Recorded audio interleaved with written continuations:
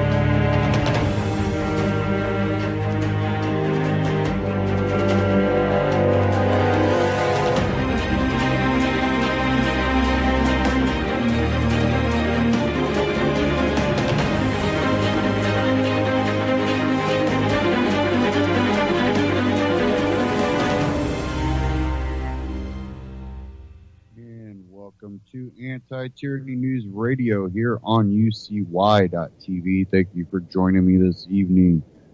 We're going to kind of dive into this gun debate again. And we already know what Trump said. Take the guns first, then we'll have due process. Yeah, no. That's not how it's supposed to go here. But they would love that. I'm looking at this article here from Activist Post, and it's got Trump there sitting at the table, it's screenshot, and you got Dianne Feinstein there just happy as can be. Happy as can be.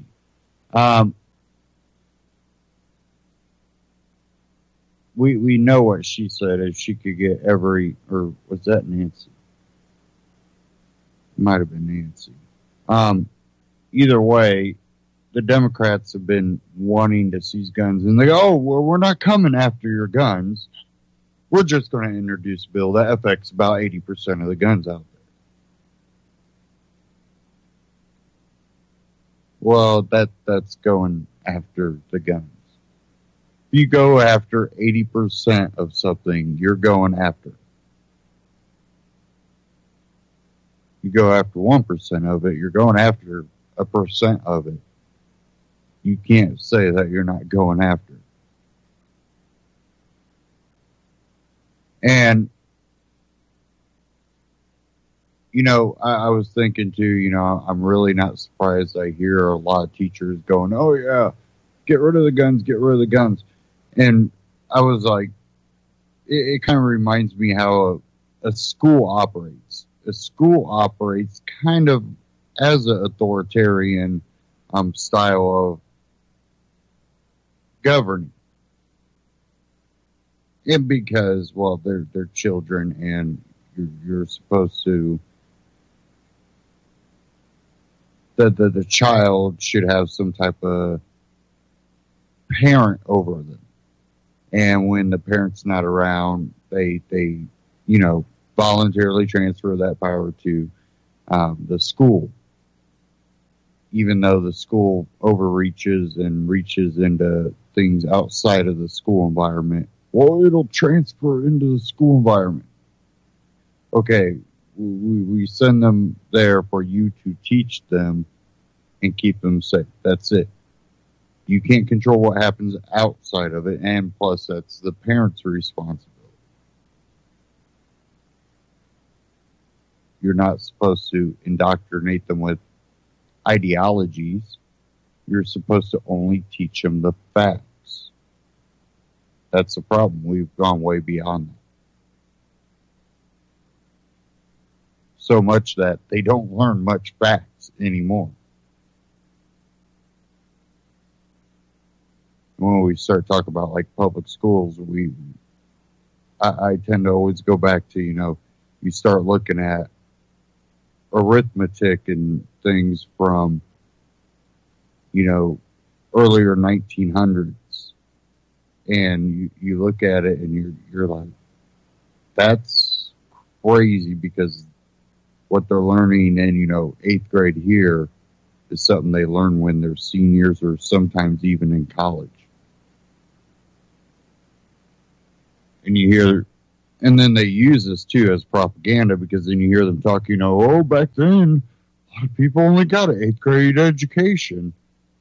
You're lucky, that you get this much education, because they used to only get an 8th grade education.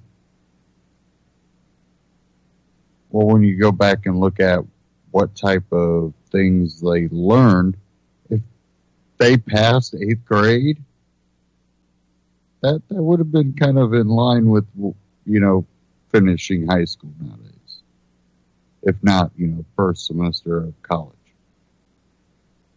It's crazy. And then plus the ideologies that tend to come out of the educational systems, whether it even be public school or college. It's unbelievable.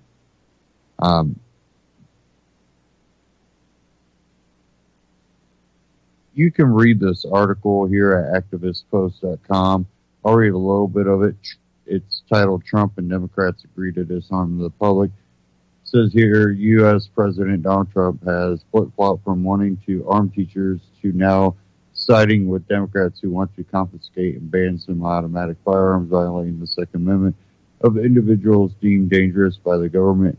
In a recent lawmaker conference, Trump proposed confiscation of guns from certain individuals deemed to be dangerous, even if it violates their due process, the Hill reported.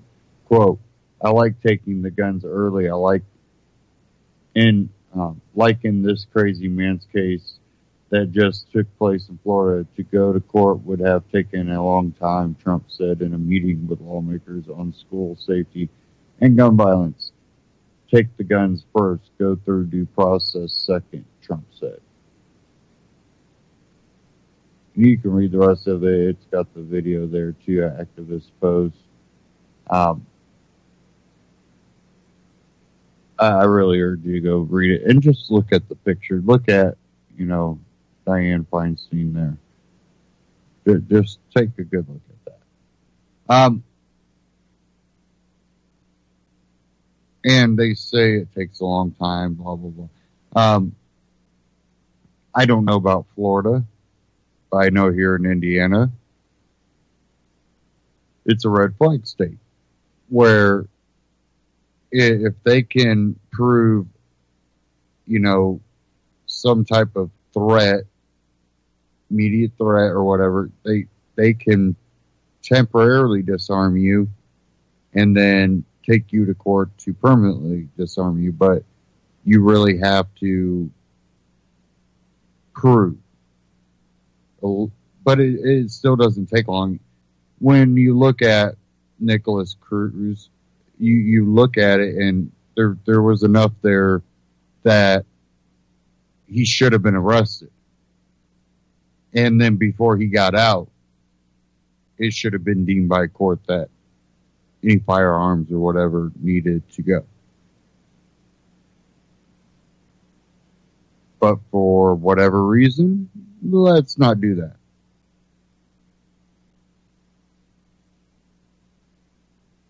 The laws were there. He broke, other laws doing it. What have we learned? We need more laws. No, hold on. No. Laws don't stop it. People stop it.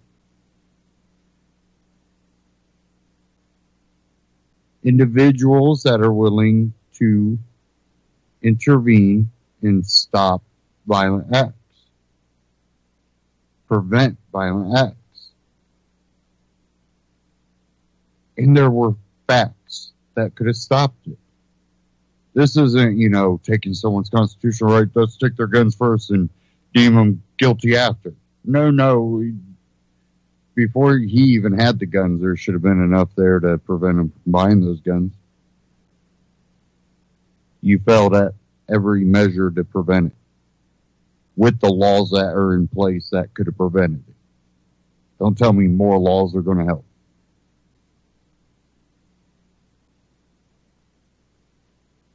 But let's get into this Ron Paul Liberty report about what the president said.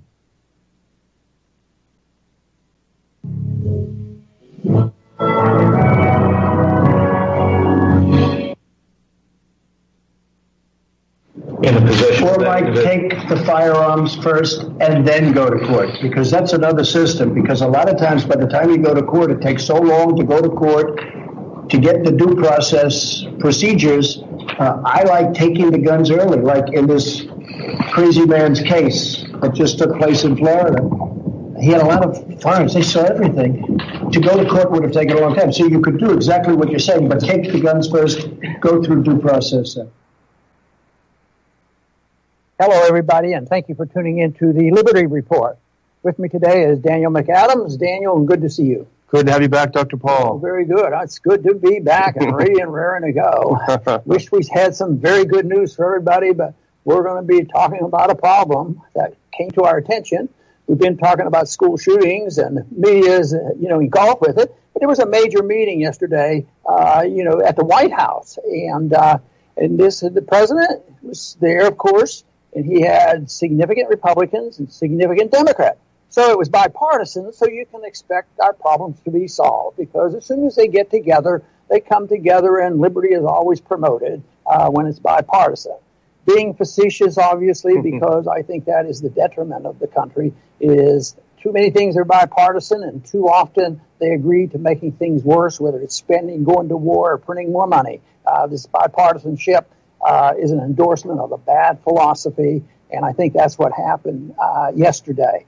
But I think the shocker was the president came down on the side of more regulation. I believe he's contradicting what he alluded to in his campaign, and he was endorsed by the NRA, I believe, and all of a sudden he's taking on the NRA, conservatives, the Second Amendment, and it's pretty amazing. I cannot see how this is a strategically beneficial move for him, and I think he's wrong politically and constitutionally to say that this is a reason why we have to have more regulations, because sometimes there are bad things that happen. Matter of fact, bad things seem to happen frequently. But putting this in perspective, this isn't, and it's not like there's an epidemic that we went through, but there's an epidemic of the people who take advantage of this, because when people die, it's very easy to become very emotional and not objective. And when it comes to guns in schools, I think what happens, it really brings out the authoritarian demagogues. Any chance they have to have an answer to a problem with more authoritarianism, more government, less liberty, I think this fits that category. And there sure were a lot of gasps when he was sitting there. Here's Feinstein on one side, Cornyn from Texas on the other. And he says, you got to get the guns first. Grab the guns first, then we'll worry about due process later. And Feinstein, of course, was giddy. She was giggling. She was thrilled. Cornyn had a pretty stone face, and he's not exactly the most conservative. And then you could say this was kind of a gaffe. He shot from the hip, his instincts, take the guns first, due process later. But even if it was a shot from the hip, even if it was him thinking outside, his mouth running before his brain was running, it does show something that I think you've said all along, which are his instincts. He has authoritarian instincts. Yeah, and Senator Ben Sasse brought that up and to him. He confronted him. He didn't back down. And, of course, he has challenged the president before. But I think his short statement that he made is worth reading, because he was confronting the president right to his face. And this is what Senator Sasse said. He said, quote, strong readers don't automatically agree with the last thing that was said to them. We have the Second Amendment and due process of law for a reason. We're not ditching any constitutional protection simply because the last person the president talked to today doesn't like them. Now, I think the president's been. People have accused him of that in the past, but this is pretty serious, and he really catches them here. But it's to me sad that it works that way. He doesn't come from a systematic, fundamental belief in anything. It's all over the place, and it can be both places too. Have it one day one way, one day the next day, and now here's another flip flop on them. It's interesting to see what this does. He's already announced he wants to be president for another 7 years, so I can't imagine this won't start nibbling away at some of the people that really got excited about him with his populism. Yeah, you mentioned even early on the political downside of this. I can't imagine. You've got the left is seethes with hatred toward him, and unfortunately, in many cases, irrational hatred, because they don't even talk about his policies. They don't like his hair. They don't like the way he looks. They think that Russia is under his bed or something. They seethe with hatred. The so-called moderates hate him. A lot of the neocons hate him. The Bill Kristol types hate him. He's got a group of, what Hillary called the deplorables, and he's been their champion, and they've been attracted, and they like guns. Yes. And they're law-abiding people for the most part, too. So undermining that base is politically insane. And they touched on several specifics, the assault weapons ban, and this whole idea that you take your guns first and due process comes later. That is something else. And, when he made that statement, it reminded me of how the system has worked. What about the NDAA? This authority that's been around, and Trump didn't invent it. Yeah. This was in the Bush era. The NDAA, you arrest people, and then Obama extended that. You can kill Americans, assassinate Americans, and deal with the due process later. And sometimes people get arrested, and if you happen to be in the wrong place at the wrong time, and you don't get charged, and you don't get a trial, you can get put in prison in Guantanamo or some other place, for life, essentially. So that attitude is very bad, and it's the rejection of the principle that the founding fathers tried to give us regarding guns and defending ourselves. And they weren't wishy-washy. Sometimes liberals will try to say, well, the Second Amendment means that the militia is allowed to own guns, which is a bunch of baloney. It says the right of the people to keep and bear arms shall not be infringed. Yeah. The purpose being so that you can participate in a militia which provides for your safety and security in a local way. But I think there's been court cases that sort of has refuted that and say it is an individual liberty. But when you come along and get people ready to write these regulations, I think they forget this. And it'll be sad if they have an erosion of that and going back to this thing where they're going to regulate one type of gun without really dealing with the issue of whether or not the people have a right to defend themselves. Yeah, it's funny, actually, because ironically, Trump was right. Due process, who cares about due process? And you're right, the NDAA is an example. FISA is an example. There's no due process. They just vacuum up all of our communications. How many other examples? So, ironically, he is right. The due process, who cares about it? He also had a statement about, what about this thing about the police? The cops have the right to stretch the law? Yeah. That, of course, it really invites a lot of problems, too. We already have those kinds of problems, and I think he suggested that the police should have leeway above and beyond what the law gives them to take away people's guns if they think that person is a bad person. Yeah. So that is dangerous. I think the other assumption is that the big picture is who's responsible for safety. And our country has gotten to the point where it's the government's job to make us safe and secure. That you have a safety net and you are protected. There's a policeman on every corner, and we're all going to be safe and secure. But, if you carry that through, and many of them do, just think of how many things that they have on their plate. Because it looks to me like there's not the crisis that we have is serious, and you can't belittle it. But compared to even assaults and killing in schools, it hasn't been getting worse. Yeah, and this is something that's interesting. This came out just a couple of days ago, February 26th. It's a study by James Allen Fox, who's a professor of criminology, law, and public policy at Northeastern University. And he just simply looked at statistics. And he gave a list, people can look it up, a list of where he went for statistics. And he discovered that school shootings have actually been on a steady decline since the 1990s. So there's a lot of hype in the press, for a reason, for propaganda reason. But he said there 4 times the number of children were killed in schools in the early 90s than are killed now in schools. And he also found that more kids are killed in bicycle accidents and pool drownings than shootings. So this is being exploited. And there was no increase when assault weapons were legalized. Yeah, because Columbine, I guess, was when assault weapons were illegal and didn't have any effect. The whole thing. But it's Pandora's box, really, is what they open up when government's there to make us safe and secure. What if you come up with a statistic to show that a lot of people get killed when they drive their automobiles over 60 miles an hour, in a theoretical sense? If that were the case, why wouldn't the answer be to put a governor on the car? Don't let anybody drive over 60 miles an hour. By that time, the people would probably rebel. Yeah. That's going too far. Especially in Texas. I don't think we need that much safety around here. But there are so many things that government does get involved in.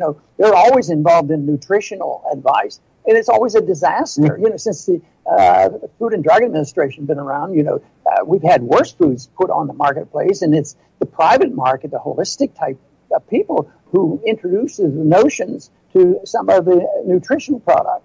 What if they decided sugar was bad for us? Which for some people, it's bad for us. But what do? We get protectionism of the sugar so that we keep the cheap sugar out, and we get in there, we get involved in the sugar business, and then a lot of people suffer the consequences. There are so many things that if they were, I hate to mention, they ought to be consistent. No, I don't want them to be consistent. They're allowed to be consistent. Yeah. We have a lot more work to do, so therefore we have to have more and more regulation. Here they're saying that we have this problem. It's emotional. It's horrible.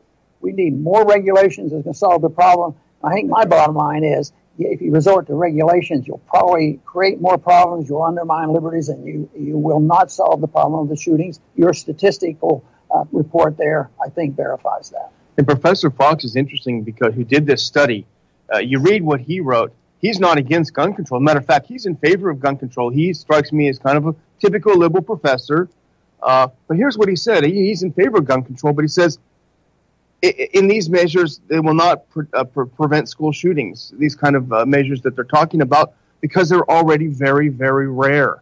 He says that this kind of school shooting, these mass shootings, are so rare that these additional measures won't do anything to prevent them. I can't help but think that it's much more difficult to provide safety in a school. The bigger it is, I think, the more difficult it is. And the schools are so big and gigantic, and just and I don't know whether it could be verified by statistics, but I would think a school that has 300 people would be easier to manage than one that has 3,000. Yeah. I think if you have 300, everybody knows everybody by their first name.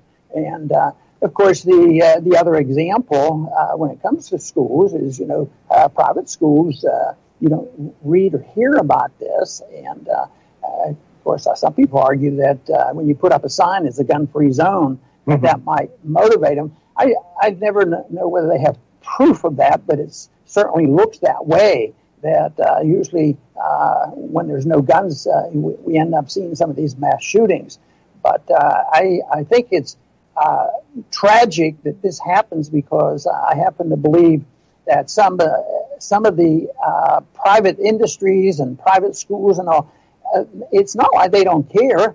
They usually have some type of protection, that they can provide. So even I was just sort of pondering the thought, what if you did have a big school? And instead of depending on the sheriffs, you wonder, are they qualified and will they really, defend the kids and this sort of thing? What if there were private groups to go in there? They do it for industries, and they do a pretty good job.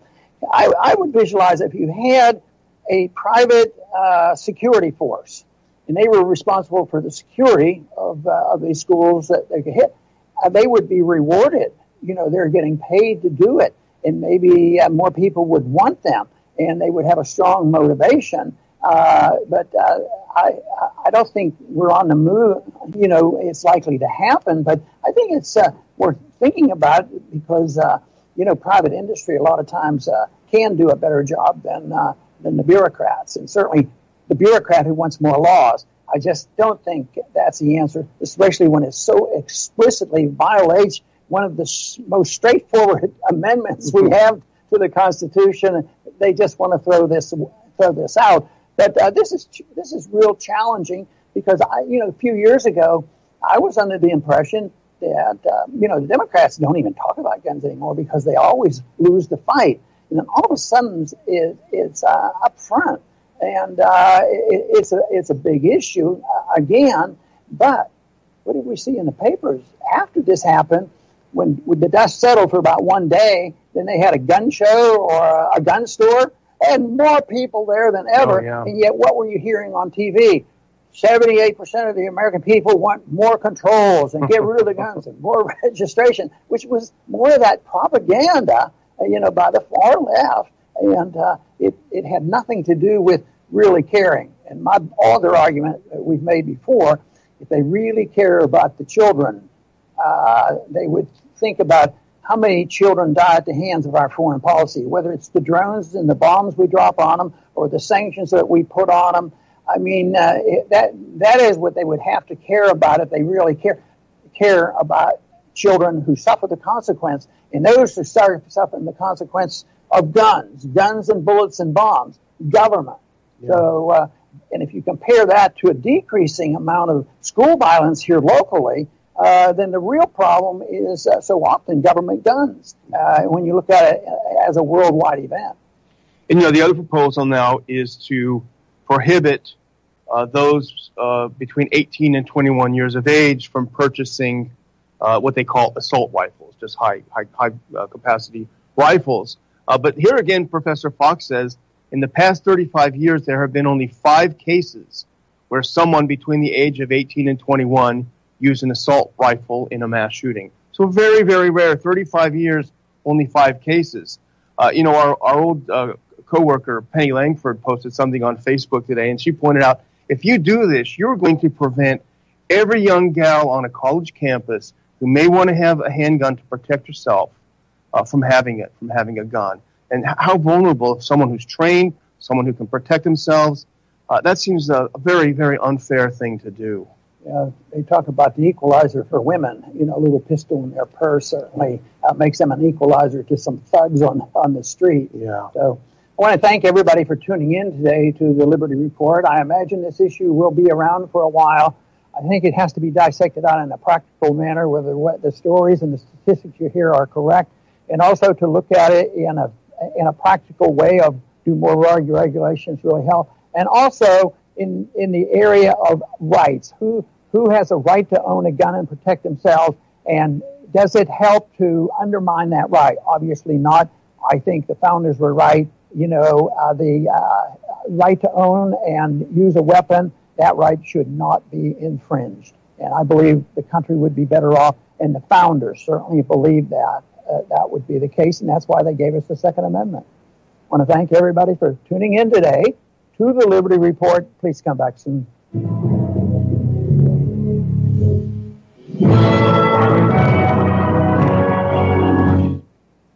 Ron Paul Liberty Report, RonPaulLibertyReport.com, and Ron Paul Liberty Report on YouTube.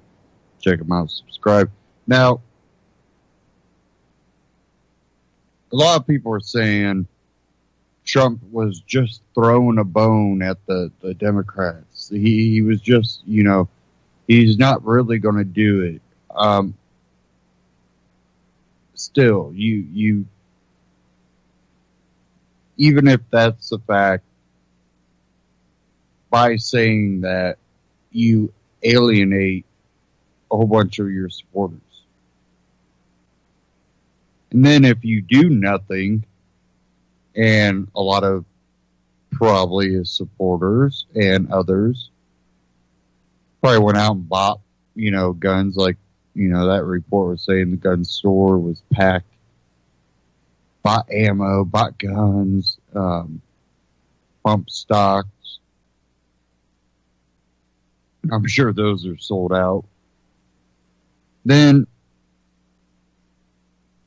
you have these stores making these decisions. I'm not going to sell to, anyone under 21 now.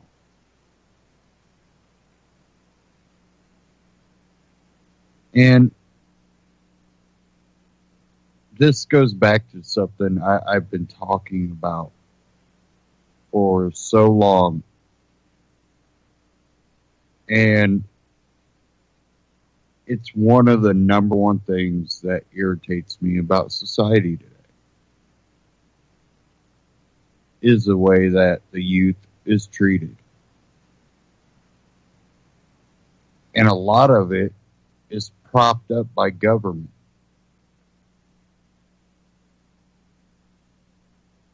They put laws to protect children in place, but those laws also prevent younger, matured individuals to be able to work.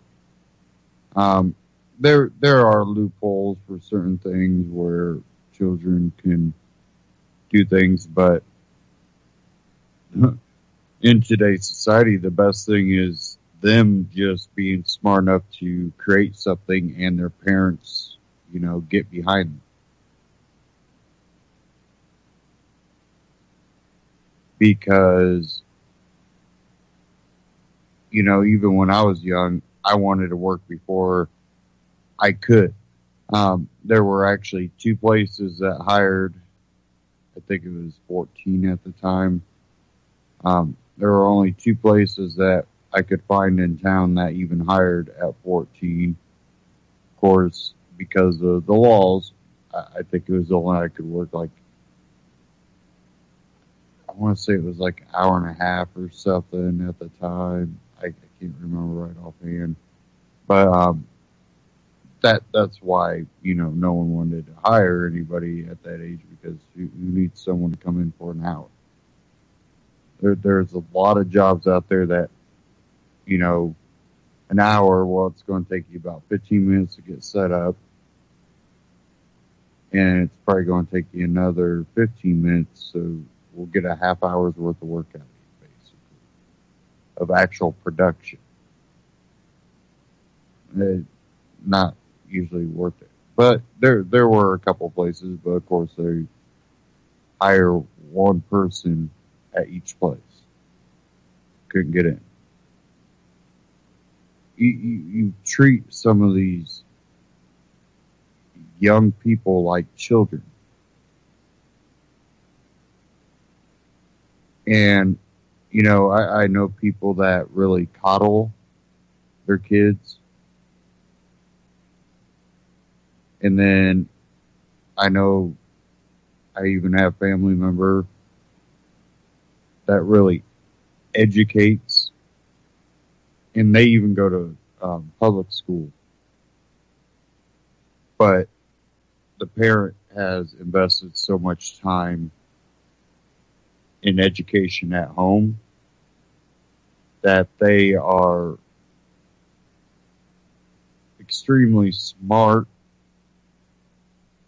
but also see the views of the, other side. They tend to be more conservative because of their own views, because they were taught this way at home. They were taught to be open-minded and see the other side too.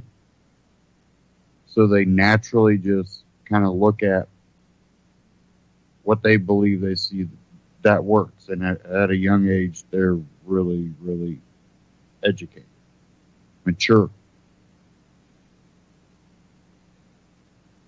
And I look at history, and we have 25-year-olds, 27-year-olds, 28-year-olds that aren't as mature or well educated as people in their late teens, early 20s in the past. It just,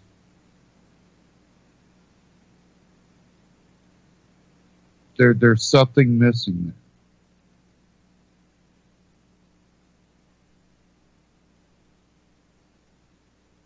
And what we do and what government does, basically, is they constantly pass laws. Well, we'll put a age limit on this. We'll put an age limit on that. We'll put an age limit on this. Okay, we've done this for, ever since I was a kid. I know people older than me say it's been going on, since they were young too. Law after law.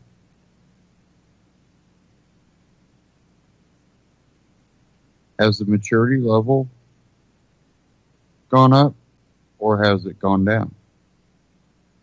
Has the intellectual, young person, has that gone up? What I see is a lot of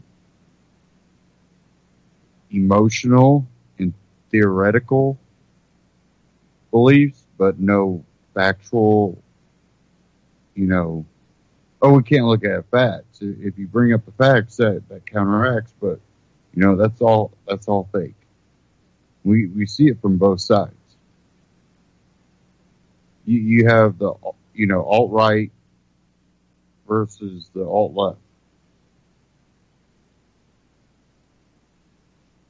And it's gotten to a point where a lot of rational thinking is out the window. I see people going, I'm going to keep supporting Trump. Oh, he's just playing the Democrats. I don't know if he is, but I'm not going to support what he said just because, he might be, just playing the Democrat. No. You call him out when he's wrong. And, Ron Paul talked about, the Second Amendment. Yeah, it's one of the most upfront amendments. There's no but or unless about the Second Amendment. It says the right of the people to bear arms shall not be infringed. It's pretty point blank period.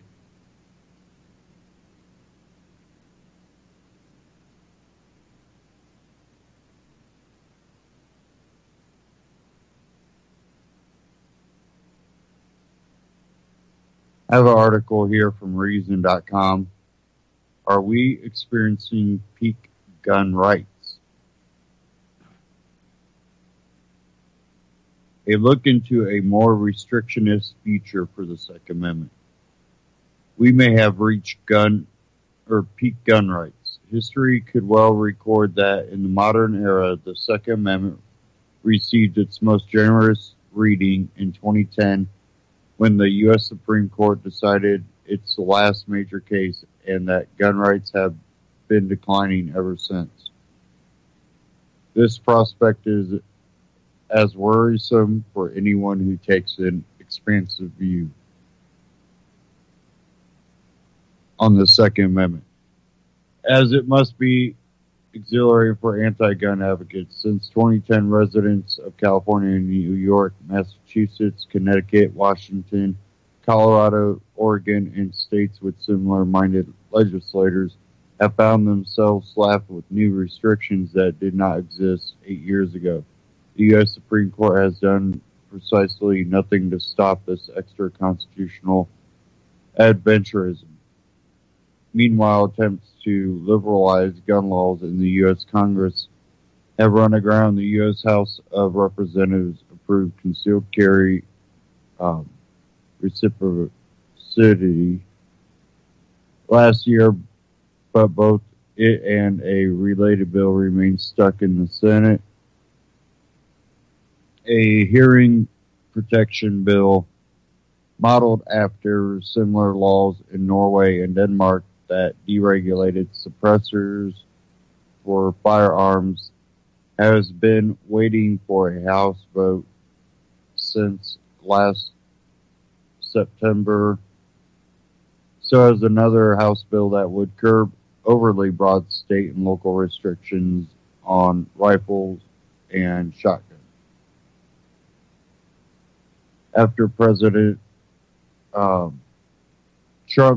brainstorming session with Senator Dianne Feinstein this week about new firearm restrictions.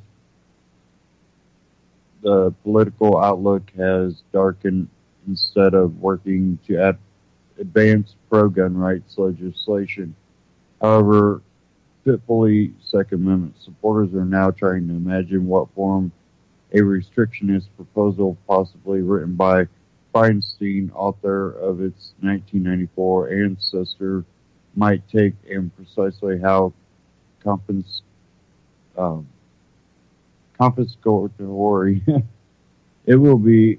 Trump's remarks also invite speculation about what kind of Supreme Court justice he might appoint should another vacancy happen.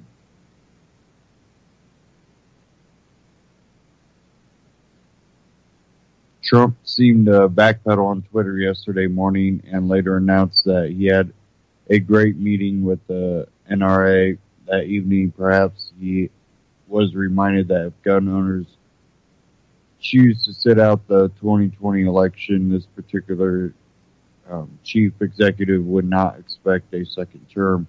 But without clear direction from the White House and without a president willing to devote the energy required to advance good legislation, the Second Amendment's legal protections are likely to continue to shrink. Most of the blame should land on the shoulders of supermajority of the Supreme Court justices in 2008 District of Columbia versus Heller and 2010 McDonald versus City of Chicago cases. The court declared the Second Amendment to be a fundamental constitutional right that states and municipalities must respect. After that pair of decisions, courts were supposed to review laws restricting gun rights with the same reflective skepticism as they would laws that restrict free speech or abortion. That did not happen. A series of lower courts, in particular U.S. Court of Appeals for the Ninth Circuit, creatively interpreted those important rulings into near novelties, effectively overruling the Supreme Court. Bizarrely, at least 6 justices have decided to let them. It takes 4 votes to accept an appeal to overrule a lower court, and those 4 votes have not been forthcoming. If a lower court treated another right so cavalierly, I have little doubt that this court would intervene. Justice Clarence Thomas wrote in last week's dissent from his colleague's decision not to hear the Sylvester versus Harris case from the Ninth Circuit. But as evidenced by our continued inaction in this area, the Second Amendment is a disfavored right in this court. The right to keep and bear arms is apparently this court's constitutional orphan. Justice Neil Gorsuch joined Thomas in another dissent last year that made a similar point. You can read the rest of that at reason.com. So,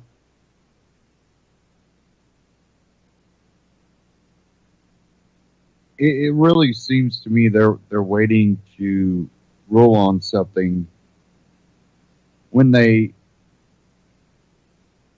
have the ability to rule against it or limit it.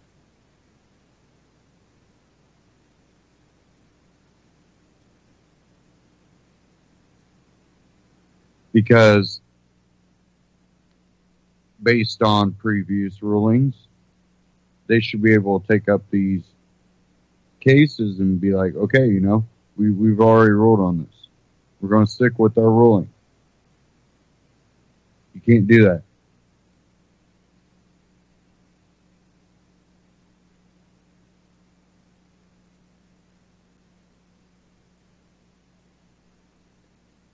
It just amazes me at how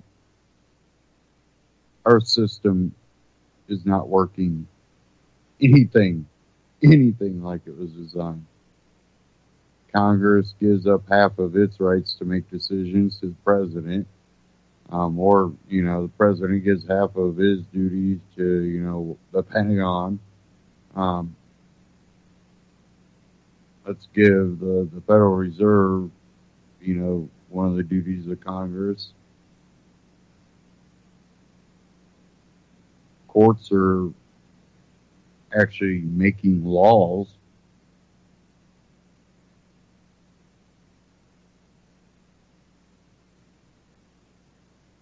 They're the whole point of the Supreme Court is to have constitutional judges.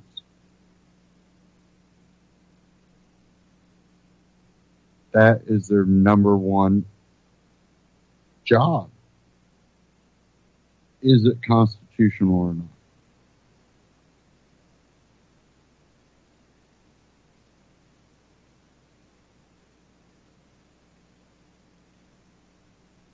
The thing is they're not supposed to make law. What they do is go, it's unconstitutional. You have to throw out that law now. Other states have to look at laws if they have them that is like that and throw those out. Doesn't mean they can't write a new law and hope that new law is constitutional. But what do? They keep enforcing, not reviewing.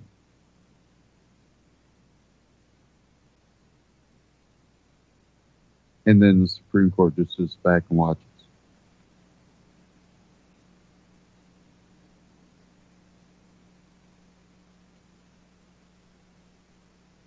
I think there's lower judges that couldn't the higher courts hold in some type of contempt when they continue to enforce laws that have been ruled unconstitutional. You can't enforce that law no longer. Can't do it. And if you write a different law, if it's anything, you just call it something else, but it's the same thing, we're going to take up that case again. Or any new law that violates the Constitution. But they really just ignore them.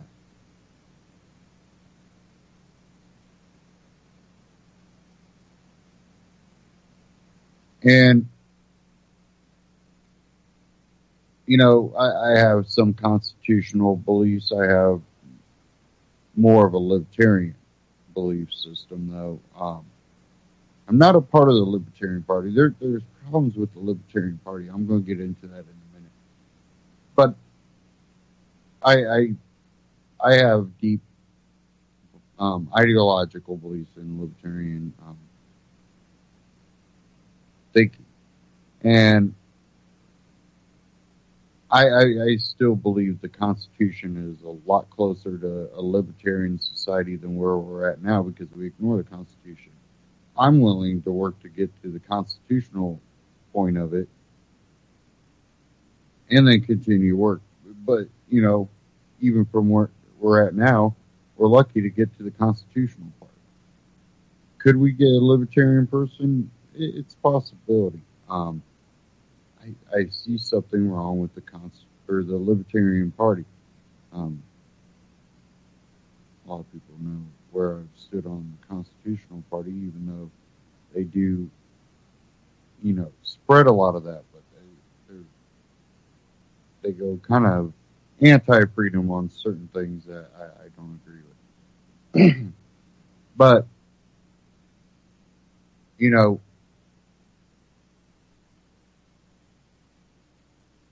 I've been criticized for going, we could, go more constitutional. I say, well, we can have a radical change. But my question is, how does society react to a radical change?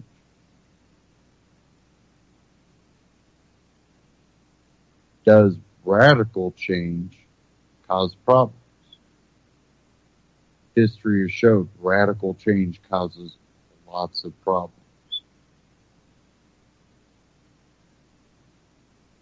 That's why they don't ever want to take away guns. They want to restrict. Because if you do it all at once, guess what? Rebellion. Well, if we can restrict, we might have something there.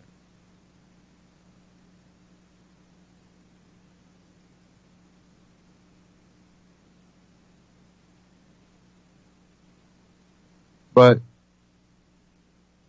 even when you look at the Constitution, a lot of what's in the Bill of Rights, it's libertarian philosophy in not all of it. There's problems with it. But it's definitely a path towards libertarianism from where we stand now. It's only one of many, but it's more. So I'm willing to work with that. But I think we have a problem with the Libertarian Party that is preventing deep ideologically believing libertarians from getting anywhere. The head of the Libertarian Party apparently is running as on some type of non-party affiliation in Arizona, but we'll kind of get into that. But I do want to get into one. It's kind of long, and I'm not going to probably play the whole thing, but it's really important. And this is Tom Woods and Stefan Molyneux, and it's about libertarians gone wrong. And Gary Johnson, he brought a lot of people to the party. But if anybody watched the last one, he wasn't libertarian. He hasn't been. Neither was his running mate. And sacrificing what libertarian means to win. Is that a good strategy? I'm going to get into this. Libertarians gone wrong. Tom Wood and Stefan Molyneux. It's just something we need to talk about. Doing well here with Dr. Tom Woods. He's a senior fellow at the Mises Institute and the host of the Tom Woods Show. We'll put links to all that below. He is a New York Times best-selling author and has published 12 books because, 11 would be totally lazy, including the most recently, Real Dissent, a Libertarian Sets Fire to the Index Card of Allowable Opinion and Rollback, Repealing Big Government Before the Coming Fiscal Collapse, as well as Nullification, How to Resist Federal Tyranny in the 21st Century. The website, of course, is tomwoods.com, and Thomas E. Woods, Thomas, Thomas E. Woods is the Twitter account. Tom, thanks so much for taking the time today. My pleasure. So let's chat libertarianism. See, it used to be libertarianism and the Libertarian Party, but I think we might have to replace the and with a little bit of BS dot, libertarianism versus the Libertarian Party. And the nomination of Gary Johnson was an interesting choice. But when I hear that the Libertarian Party has kind of disinvited, then reinvited Ron Paul, of all people, without whom there would be very little knowledge of the Libertarian Party, that they don't invite Ron Paul to speak, that they've had their goes at you and I think at me. It seems like things have changed. It was the first political conference I went to as a teenager, was a Libertarian conference, and I really liked libertarianism, and the Libertarian Party has done great work in outreach. But it seems like there's just been a bit of a leftward drift over the last 2 years or so. What are your thoughts on this? Well, as with anything, very often the people at the top are the problem, and the regular people who are doing all the grunt work and thankless work at the bottom are just they're the good people. And so I don't want to say it's all hopeless and everybody's bad. A lot of these people are struggling the best they can in the face of difficulties from the top. Now, let me say from the beginning that it was not my idea to start talking about the people running the Libertarian Party. I don't want people to think that I'm still in pain from their attacks on me and I'm losing sleep over this. I am not losing any sleep over it whatsoever. It's too bad that it happened, but, I'm 100% in the right, and they attacked me in an unprovoked way. I put that behind me. That happens all the time. When you're unfashionable, that just goes with the territory. It's fine. It seems to me that what's happened is it's not just a drift leftward, but it's also an extremely unhealthy desire to be accepted in the mainstream. Mm. And they think that the path to that is to purge unfashionable people. And even I'm an unfashionable person. And I've got, as clean an academic track record as you could have. I mean, PhD from Columbia, high honors from Harvard, academic periodicals published me, very prominently. I've had books published, by major publishers, Columbia University Press, Random House, Basic Books. I mean, so if I'm some extremist, then I must be the most successful extremist in the history of the world. So something doesn't quite add up here. So I think there's a lot of it that's like that. It's they want to signal to the world, look, we're good, decent people, so won't you like us, Mr. New York Times reporter, sir? And what they find, or won't you like us, opinion molders at Slate and so on? And what they find is that no matter how many times you throw somebody like Woods or Molyneux, whoever the sacrificial victim of the day is, to the wolves, no matter how many times you do that, they still don't like you. They still smear you. They still call you names. The second you say something like, we want to repeal Obamacare, even something as vanilla as that, they call you a Nazi, no matter what. So you can do this to us all you want. That's going to keep happening to you. And meanwhile, you're just alienating a lot of your regular supporters who want to say, but, okay, look, if there's something wrong with Woods, given that he opened for Ron Paul like a dozen times, and he did all these other things with Ron Paul, and he's endorsed by Judge Napolitano, whatever, then you're implicitly smearing basically everybody we admire. What's going on here exactly? There's the moving goalpost, of course, which is when somebody says, well, if you prove this, I'll accept your opinion, and then you prove that, and they say, okay, one more thing you have to prove, and you end up chasing them right up a cliff. So there's the moving goalpost, then there's the moving gallows. And the moving gallows are the media saying, okay, purge this person, and we'll love you. And then you're like, okay, fine, I like love, and I'm going to purge this person. Okay, well, that person, unfortunately, was associated with this person. So you got to disavow and purge this person, and then we'll love you. And oh, wait, no. See, this person published an article that was co-sponsored by, and it never ends. And their goal is not to give you love. The goal is to destroy your cohesion, your organization, your principles. And it's like they've never read their Rand. You don't go around chasing the approval of bad people and think you're going to end up in a good place. And not just bad people, people who can't stand the sight of you, people who want to destroy you at the first opportunity. And moreover, think of the double standard at work here. Was the media morally outraged when Madeleine Albright casually said that we believe the potential deaths of 500,000 children connected to the sanctions policy in Iraq was, quote, worth it? We believe the price has been worth it. Now, if you or I said something like that, now, of course, nobody cares about Iraqis. That's one of the rules of American society. You're not supposed to care about civilians in any conflict the U.S. government is involved in. But let's say that there was some humanity in our media. If you or I said that, we'd never hear the end of it. We'd never be invited to anywhere again. Our careers would be over. But she says it, and it's not even like they say, well, what she really meant was they just ignore it and move on. Mm-hmm. So why are you chasing after the acceptance of people who obviously are not really evaluating people according to moral principles? If that were so, Madeleine Albright's career would be destroyed. Bill Richardson, who said the same thing about the 500,000 children, his career would have been destroyed. Instead, they were, they had cabinet level positions. They I'm sure, make a fortune on the speaking circuit to this day. What they're looking to do is destroy people who represent an actual challenge to what they're saying. That is what it fundamentally comes down to. But that's not to say there aren't a few creeps. You got to say, look, you're completely at odds with what we stand for. We're going to show you the door. But any criterion like that also includes Ron Paul is is a little bit out to lunch. And then, by the way, they try to defend themselves. Well, you don't understand the way the speaking invitation process works. Well, whether I do or I don't, the point is their own people started bad-mouthing Ron Paul. Well, he doesn't really get what the Libertarian Party is about.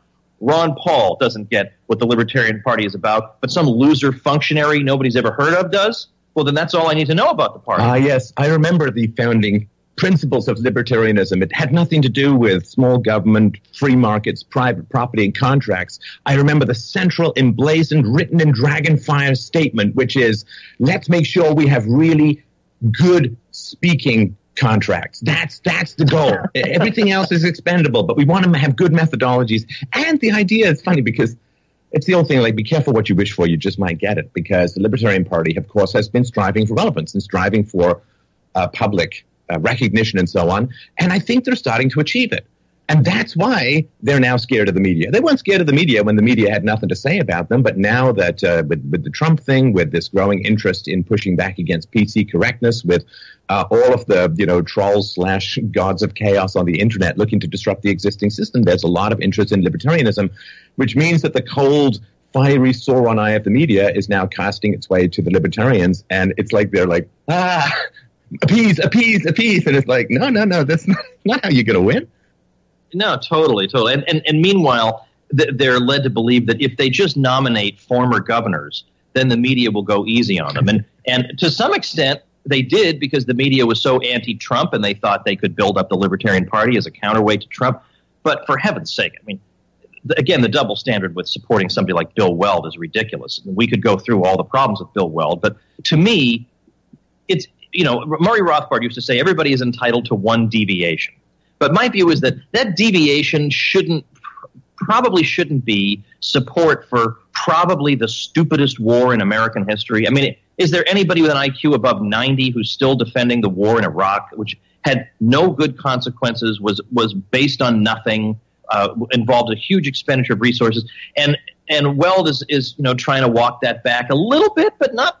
I didn't see him really going out of his way to beat his breast in public. So his deviation, they'll try to dig up an article I wrote 30 years ago or something about nothing, when I was in my old paleo phase, and they'll say, aha, this is who Woods is in 2018. Well, here's who Bill Weld was 5 minutes ago. And they say, well, nobody's perfect. Yeah, sure, he's chiming in with the entire media, because the media was for that war. Make no mistake. He's with the whole media and political establishment in supporting something that led to who knows how many deaths, anywhere from 50,000 to 1 million, and anywhere from 2 to 4 million displaced people. But hey, nobody's perfect. The double standard is unbelievable. Well, there's this odd thing that's going on at the moment as well, which is when I show sympathy for the victims of totalitarianism, as I did for the people struggling against the theocracy in Iran, and when I point out that there are godforsaken concentration camps in North Korea, and it's one of the worst countries in the world, suddenly I'm pro-war. And that, to me, is there's not even a close logic. Like, sympathy for victims does not mean, oh, yes, let's nuke their oppressors. It's just like, this is horrible stuff.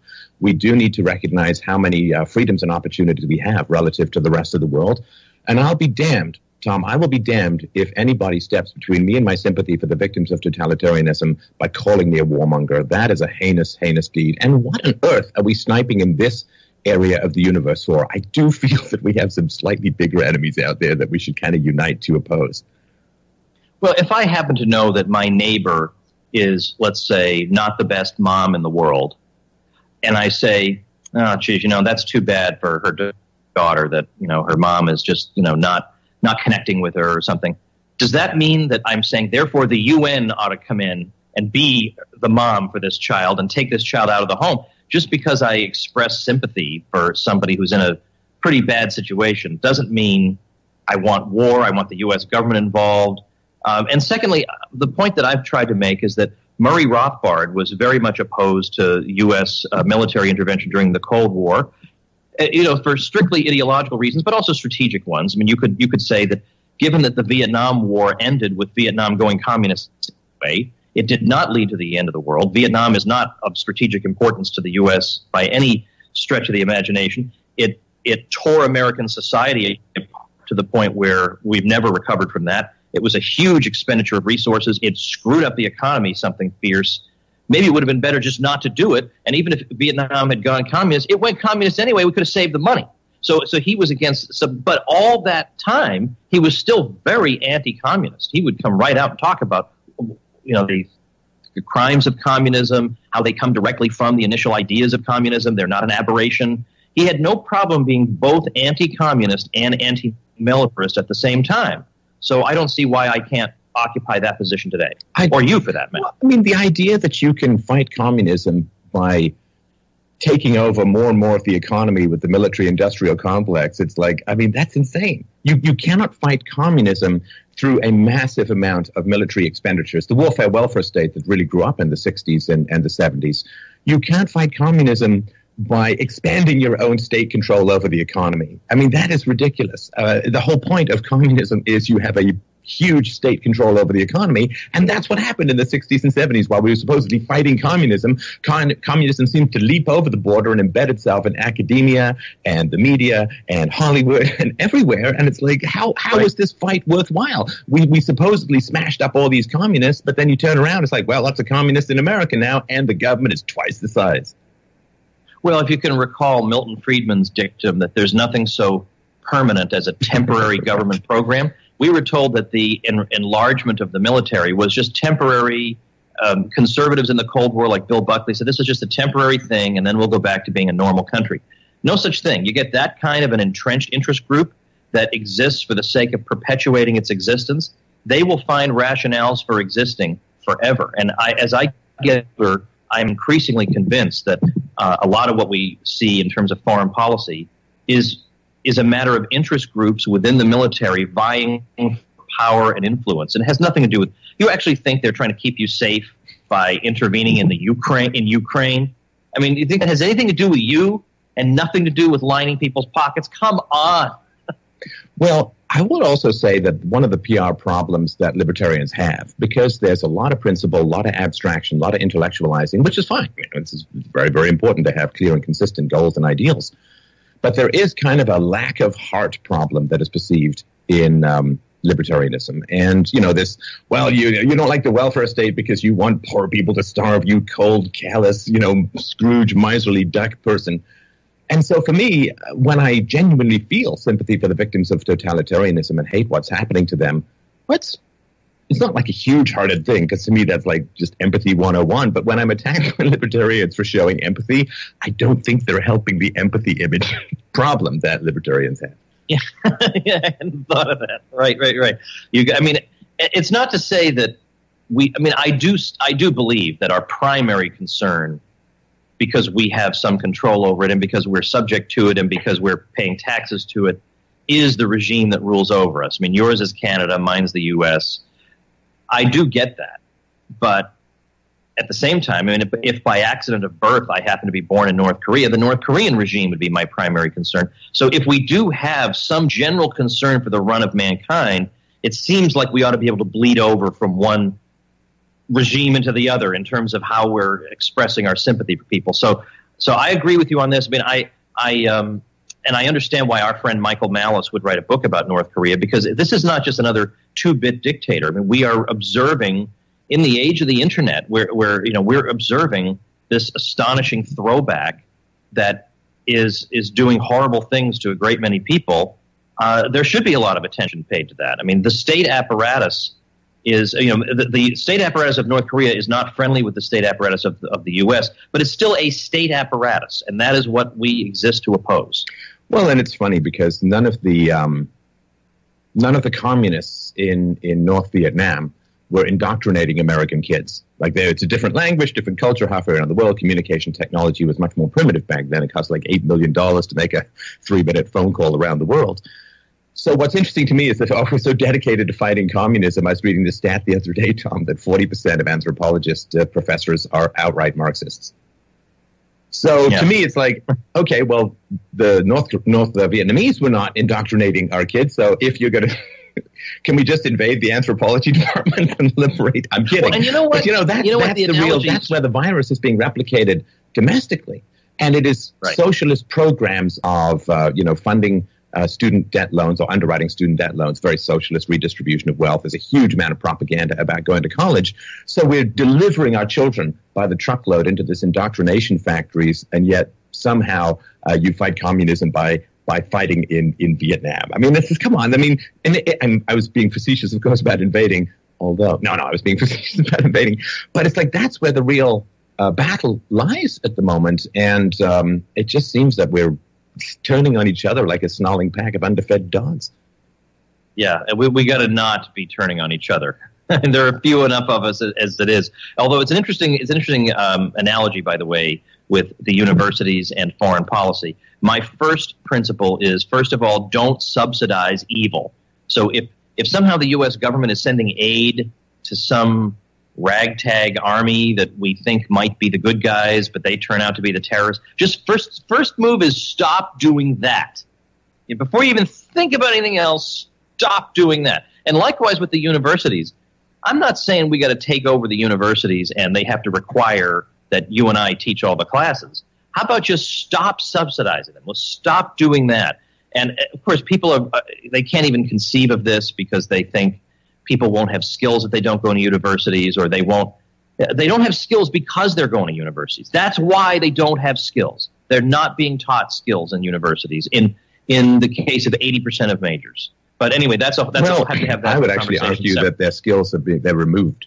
The skills are being stripped down. There's studies that say that after people study economics, they know less about economics than before they started. Yeah. I think it's actually they're stripping down people. You end up coming out of university not just with the opportunity costs of not having had the skills and experience and contacts and income of being in the workforce, but you're massively in debt and you've been taught to hate your ethnicity or your gender or your society or the free market, and therefore you're going to sit, with blue hair, tattoos, and a tongue ring across from some guy who you think is your evil oppressor trying to get a job when all you've been taught is that resentment is the key to economic productivity. I mean, to me, it's a human destruction device now. It's not even that they don't gain much. I think it costs them enormously. Oh, yeah. There's a really neat new book by Brian Kaplan called The Case Against Education. It's very provocative. I love provocative titles. And he dismantles every argument you've ever heard made for the current education system. It does this for people, it does that for people, it does that for people. Without it, we'd have this, and this. He goes through it all, and nothing's left standing. But one of his points in one of his chapters, he goes through all this survey data where Americans were given simple, the most basic possible test in whether it's science, history, politics, whatever it is, and they get out half the questions right. And what he says is, given how simple these questions are, these people, in effect, know nothing. And given that they're multiple choice questions, they're going to get 25% of them right anyway. He says, this is like people who know half the letters of the alphabet. We don't say they're half literate. They're not literate. They're illiterate. Right. And so imagine, I always try to point out the double standard that exists in the way people think about the private versus the public sector. If the private sector had generated a result as embarrassing as this, where the products of their system are this ignorant, this completely incapable of functioning in the current economy. People are sitting around saying, it's a tough economy out there. It is a tough economy out there because everybody's being trained as if it's 1957. Yeah, it is going to be tough. If you get a piece of paper where you studied sociology and you're sitting at home waiting for the phone to ring, then it's a tough economy. But in the age of the internet, where all you need is a camera and a YouTube channel and you can reach the whole world, that's a tough economy. It's only tough because no one's teaching them anything. So if the private sector had done that, we would never hear the end of it. All they care about is the rich. They don't care about helping the poor.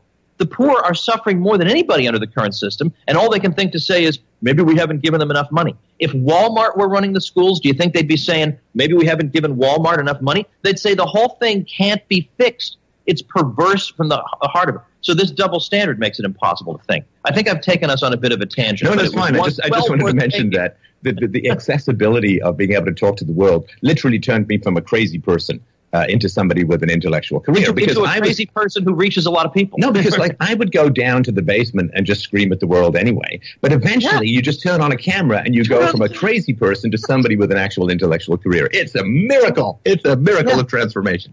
So let's talk a little bit about some of the libertarian think tanks that kind of cluster around this as well. it has always struck me, and I hear the click as I stand on the landmine, but I'm going to say it anyway. It has always struck me that people who say the free market brings efficiency, the free market brings focus, the free market brings excellence. So I'm going to go get all my funding from some big giant guy who's probably a capitalist, who's getting some benefits from some government monopoly.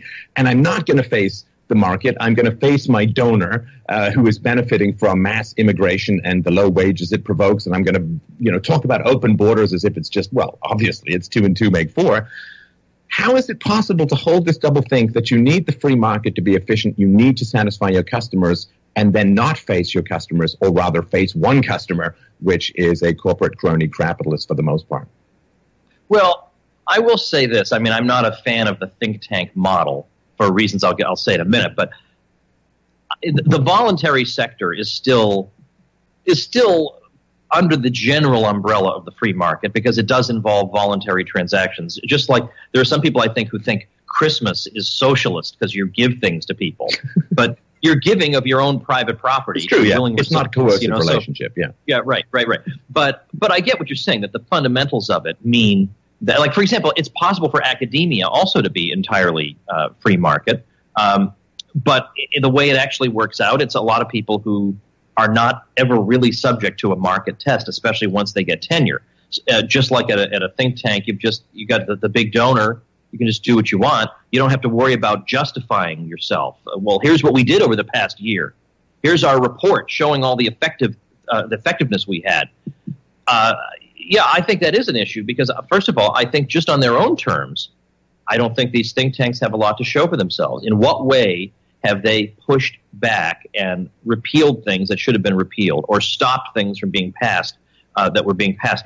The Heritage Foundation would be an example of a conservative one, where my friend Michael Bolden over at the 10th Amendment Center came up with this brilliant idea. He says, we got all these, well, this is my paraphrasing of him, but we get all these think tanks who write policy reports all day that wind up in the garbage can. I mean, there's no congressman who reads a policy report and says, Eureka, I had no idea. I'm actually hurting people. I intend to help. Yeah, like that ever happens. How about we try something that's hands-on and practical? So Michael said, we have this gigantic NSA, National Security Agency facility in Utah. And it turns out that just to cool its computers, it requires, I believe the figure is, it sounds hard to believe, but 1.7 million gallons of water a day. Mm-hmm. And Michael said, what if we just cut off the water? What if Utah just said, we're not going to supply you with the water? That would make it impossible to run that facility. And there's nothing in the Constitution, even if you care about the Constitution, there's nothing in there that requires Utah to provide water to the NSA. And so he came up with this campaign called Off Now. He got interviewed on CBS News. He was in all the major newspapers all over the world for this one thing. And who couldn't have been more against it? This whole approach of the states saying, maybe we can try and stop this behemoth. I mean, my view is the states are terrible too, so they might as well at least do something good, stop the federal government. And the think tanks this is more than any think tank has ever done. This one idea cooked up by one guy in his living room, and yet if you talk about the states pushing back, they think, isn't that like slavery? I mean, you get this third grade response. I heard the states are kind of like slavery. You can't even have a conversation with these people. Yeah, let me get back to my policy report about nothing. Well, but to be effective is to be attacked. And I think that, to push a bunch of paper around and to preen about your moral purity in the mirror while collecting a fat paycheck for often delivering freedoms to capitalists, as I mentioned in my perspective. But if you are actually effective, like, can you imagine if somebody actually did that? And wow, 1.7 million gallons a day? Yeah, it's crazy. I mean, I've heard of freedoms being extinguished in a whole number of ways. I've never actually heard them being drowned. But I think I have now. But I mean, if you were to do something like that, everybody knows that if you're effective about something, you're going to get the blowback. And that, I think, is what they most want to avoid. And to me, it's like you can't be in the war if you never want to go near a bullet. I mean, you can, but you're just not really in the war. And the reality is that if you do stuff that becomes effective, if you actually change people's lives for the better, if you help to change something in the world for the better, then all the people who benefited from it being worse are going to have you in their targets. And it seems to me that they want to just throw stuff randomly and hide in a ditch. And that is not the kind of moral courage that we need to save the world. Well, in my case, again, I want just for my own listeners to know, I know I've already talked to you guys about this, so don't think I'm obsessing about it, but just for the sake of completeness, I should say that one of the things that I was taken to task for was a few libertarians nobody's ever heard of came up with a petition asserting that libertarianism is opposed to fascism. Okay, well, to me that's pretty obvious, because if you know what fascism is, and I know. Let's have a petition that links the word libertarian with fascism, because that's exactly how people think. Oh, well, they must be completely different. Well, yeah, exactly. Why would you want to oppose it unless it was imminent or somehow close to your organization? Anyway, never mind. Yeah. I mean, I think there are people who have ideas that these guys don't believe it, that don't agree with, but they're not fascism. Whatever you want to call them, they're not fascism. Because fascism is actually a very specific set of ideas. And I've talked about it on my show and explained.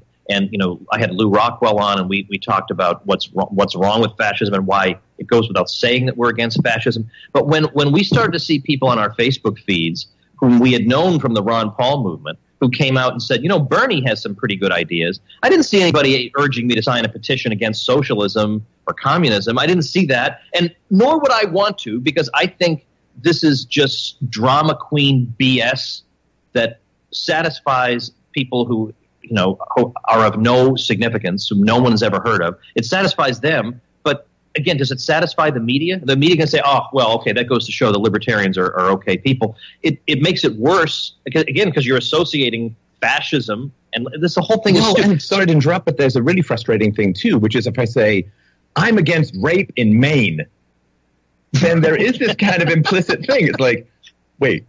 Does Maine have a particular problem with it? Well, no, or also like, well, if you're not in Maine, whoo, go to town, right? And so this thing is like, if leftists were taking over the Libertarian Party, that's exactly what you would expect. Because leftists, of course, the communists are anti-fascist in the same way that one crime gang is against another crime gang. They'll both unite against the police, just as people unite against true freedom thinkers. But being against fascism means a little bit like, well, relative to communism, we're against fascism. Communism is pretty much okay. How about just we're against the initiation of the use of force, we're against violations of persons and property, and that encompasses the whole thing. But I do not like this. Well, that specific thing is my enemy because it gives an implicit approval to other things. Yeah, I agree completely. So I just refused to sign. I thought it was stupid. I thought it was a dumb words is pro-fascist because you refused. Yeah, I know exactly. I thought it was a dumb attempt at publicity, or really what it was an attempt to smear certain libertarians implicitly by saying that you're going to be suspect unless you sign this petition. So if you say that to me, there's no way I'm signing. I am not even going to consider. That is not happening. And so there was, first of all, the sense of humor that people who impose petitions like this on the public, they're not known for their sense of humor. Let's put it that way. So when I just said, look, that's just not happening. Over on, can you believe this, on Twitter, the head of the Libertarian Party was saying things like, well, I guess that speaks for itself, that I won't sign a petition. I mean, when everything I've ever stood for, my entire body of writing, which is pretty substantial, my over 1,000 podcast episodes, 1,100 podcast episodes, all of this is against that whole mentality of imperialism, the leader principle, any kind of controlled economy whatsoever. The public ownership and private profit, which is sort of the definition of fascism. Of course it's all. And the thing is, too, like, I hate to shock everyone, a petition is not an argument. If all you have is a petition, you're saying, well, we have a whole bunch of people who are nodding in a row, and that's what we bring to the table. If you have a good enough argument, a minority of one is a majority of truth. And this really is frustrating, that the idea that, oh, well, let's just get a whole bunch of people. And the other thing, too, Tom, it's like, sign this petition that's not an argument, get in line with everyone else, or we're going to destroy you. It's like, I think that seems kind of fascistic in a way, come to think of it. Yeah. I don't think that you're really achieving what you want to achieve.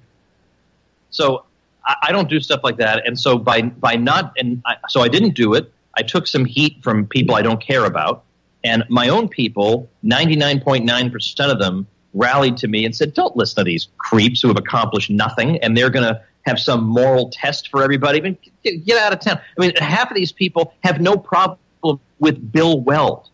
and they're going to be lecturing other people about purity. No, don't do it. So I didn't. And, I still have a very, very comfortable life with lots of people who love what I'm doing. Doesn't matter. Makes no difference. That's another liberating thing about the internet. It just doesn't matter. And if I may just say just very quickly, Stefan, in late September last year, now I know for you 1,000 podcast episodes is like, I did that 15 years ago. But for me, it's a big deal. For me, 4-figure total of podcast episodes actually is a big deal. So I had a live event in Orlando, and it was on the same day that Hurricane Irma smashed into town. So we had to reschedule, and rescheduling something is the worst because, half the people can't come, and it was just horrible. And even my speakers couldn't come. It was terrible. And yet, even with the rescheduling, anybody who's in event planning, a lot of times you get invited to these events, and people say, come speak at our event. We're going to have 500 people there. And I say to them, I'd love to speak at your event, but you're going to have 150 people. They say, oh, no, that's not true. We're going to get 500. They've never organized an event. They have no idea what's involved. And sure enough, I've shown up, and it's been on the nose, 150 people. Now, sometimes I speak to big crowds, but those are seasoned people who know how to organize events. But the newbies have no idea what's involved. So we got about 600 people who came to my 1,000th episode, and every person involved in that 1,000th episode is an unapproved person. They were all unapproved. Eric July is unapproved. Dave Smith is unapproved. Michael Malice is unapproved.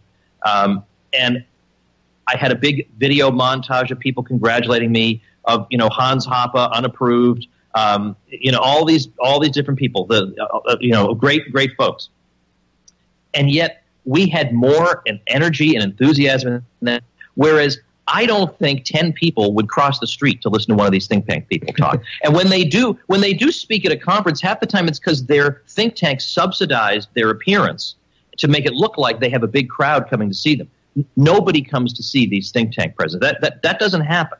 So, it sounds like bragging because I guess it is. But when you keep getting smashed by moral pygmies all the time, when you didn't start anything and all the things you're doing are pro-libertarian, once in a while you want to say, hey, look, people, I did this with no institutional backing at all. I did this.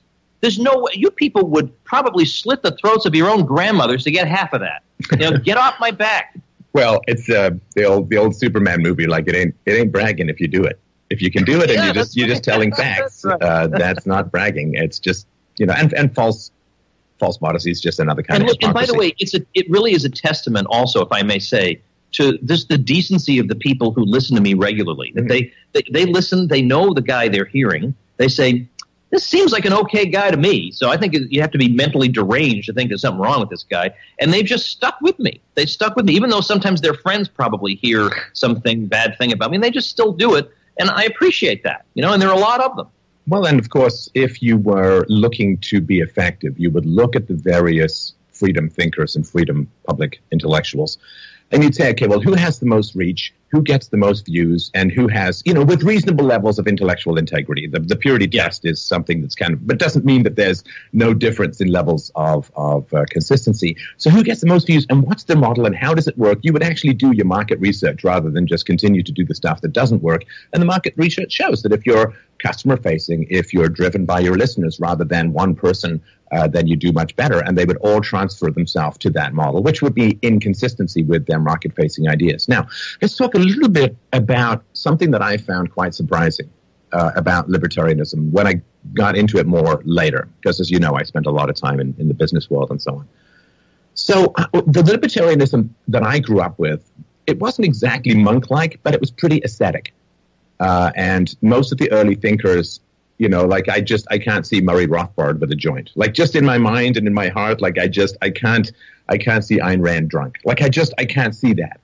And so the Friedmans and all of that, ascetic, intellectual, classy in a lot of ways.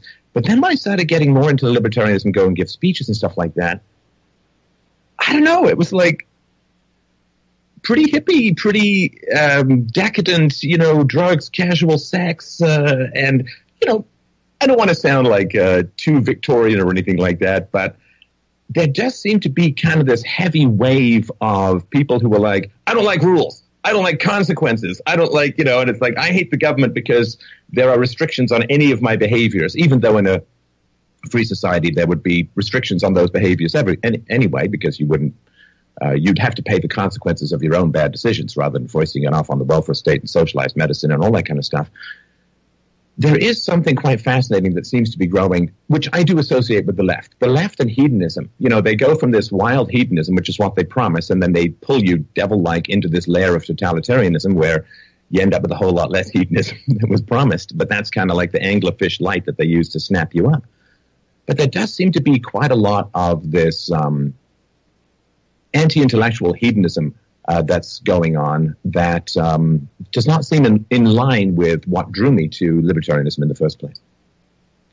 I think it just goes to show a lot of people are drawn for a lot of different reasons. And if you're drawn to it because you just hate authority or you hate rules, you're going to be an extremely confused libertarian thinker, because I believe in authority. It just depends on what the authority is and did I voluntarily consent to it. So I always use the example of the president of the chess club. The president of the chess club makes certain decisions about the club, and I have no problem with that.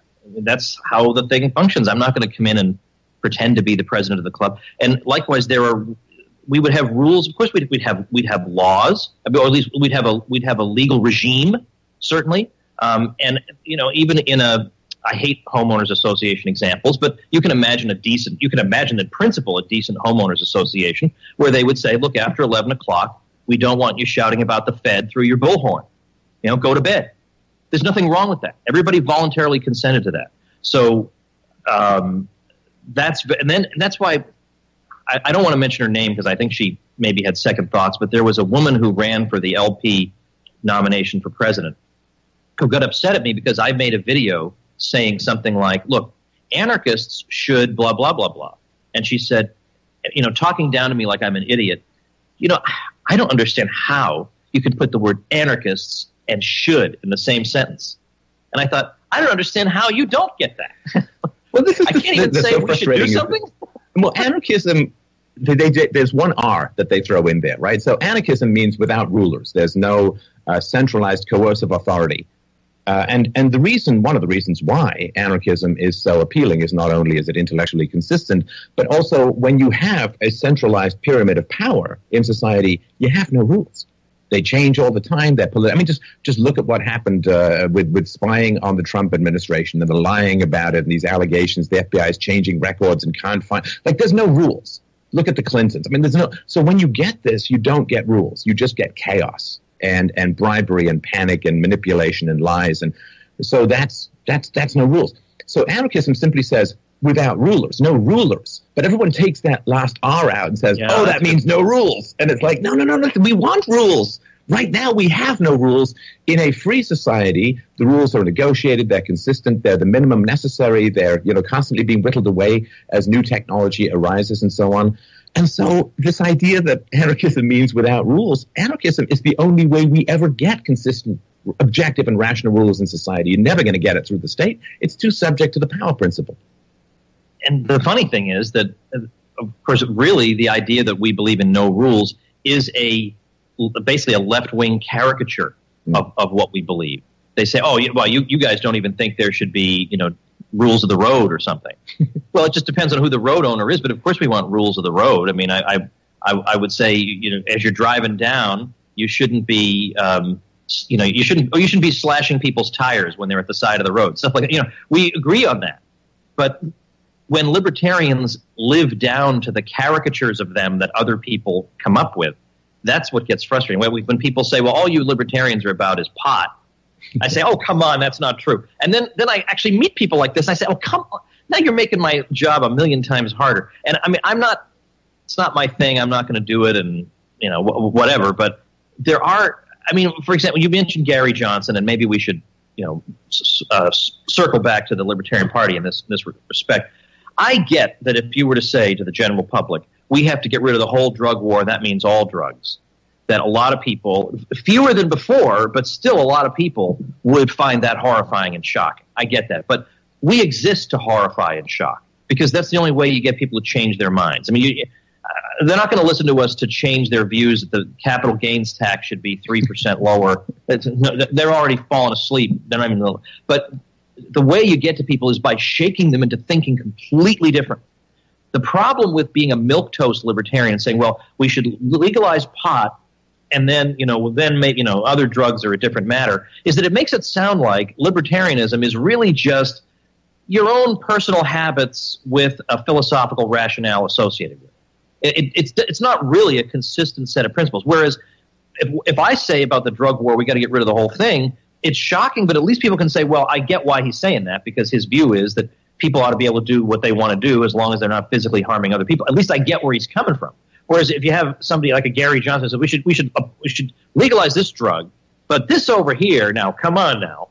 Well, then what's libertarianism all about? Just your personal preferences? Or likewise, that's the problem with, on anti-discrimination law. I always point this out. Ann Coulter said that libertarians were a word I don't want to say, but it starts with a P, and it's not pansies, but it's a word like that. She said because they want to talk about how much they're in favor of pot, because they know they're not going to get in trouble. The New York Times is not going to come after them for that. But how come they don't talk about anti-discrimination law? Because they're going to get in trouble for that. Well, secondly, because they support it, a lot of them. They support it, even though it's against the idea of freedom of association. So if you're going to say, well, people should be allowed to form this kind of group, and that should be okay. But if they want to do that kind of group or exclude for that reason, we can't have that. Then again, libertarianism seems like this hodgepodge. You can't really nail it down. It's for this, it's not for that. I think the only way that's going to make sense is just to say, I know how unfashionable this sounds. I get it.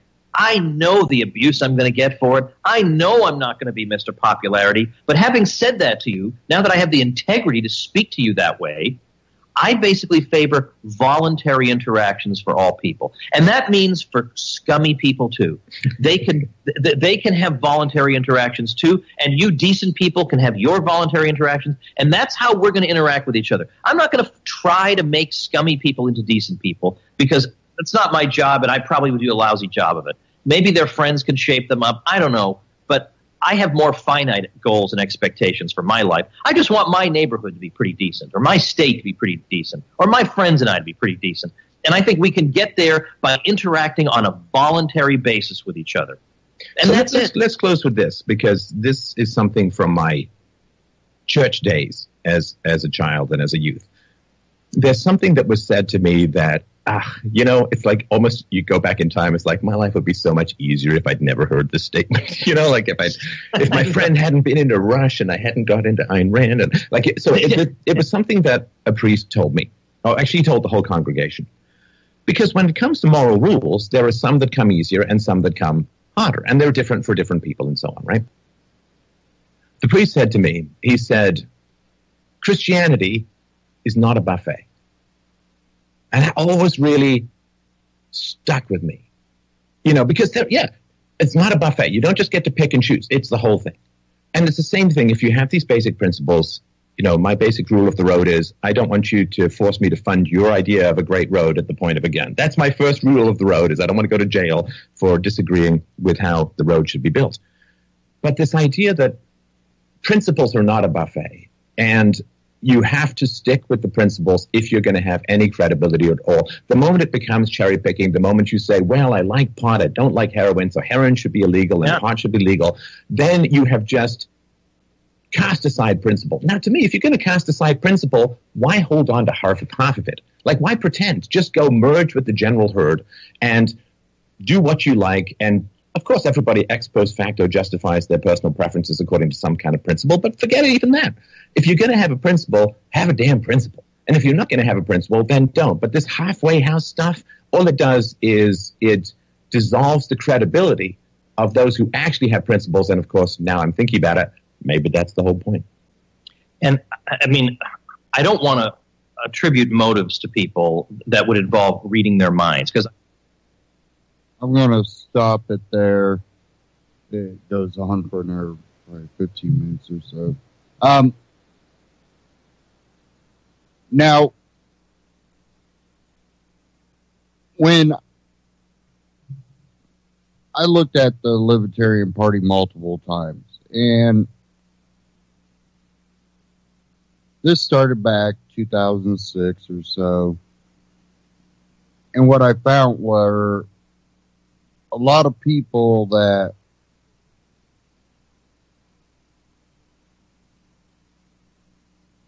were more interested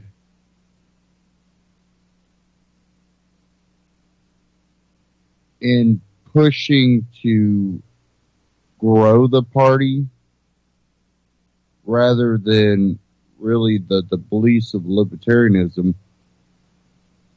And then I also, had some of them, oh, you like Ron Paul. Oh, he's a Republican. Hold on, he's also a lifetime member of the Libertarian Party.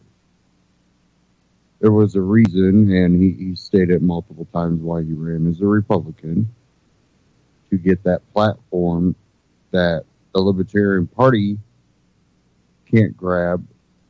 And if they're grabbing it by changing their belief system, then they need to change their name because their name won't match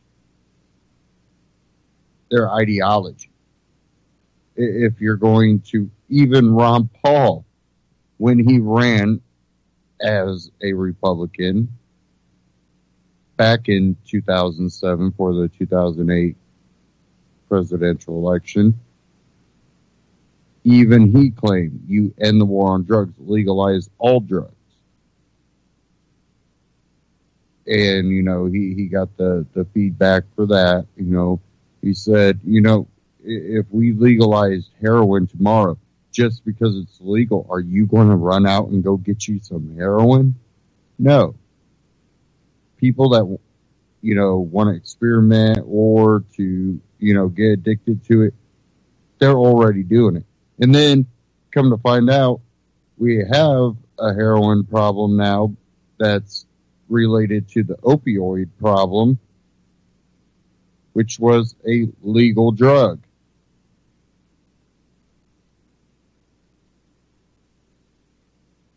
But it was a prescription. And, well, when you go to the doctor, it's not like you're going down to, now states legalize marijuana. So you go down to the dispensary and get you some marijuana. And people are, doing it because they choose to do it. And you have this where you're going to a doctor and they're like, take this, take this. A lot of people trust in a doctor in a way that they don't tend to question as much. He's going to make me healthy again. Well, they just prescribe all these drugs that a lot of times in the beginning, they just go by what a journal says. Well, I don't know if they know, but those journals are usually funded by the pharmaceutical companies. So the articles in them tend to be very leaning, which they found that a lot of them tended to point to the random occurrence in a study rather than, the normal occurrence. Oh, we looked and we got it to do this. We got it to do it twice in 100 samples. That might not be the best result to go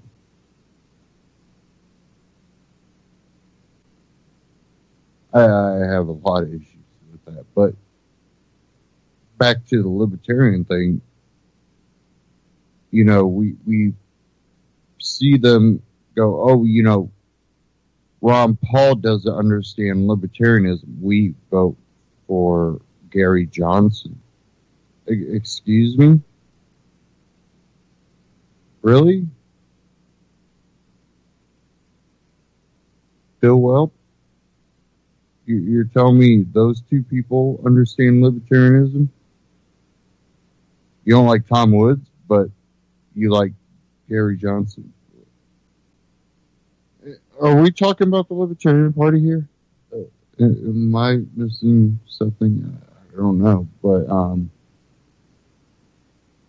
I kind of got interested. So let me bring it back up here.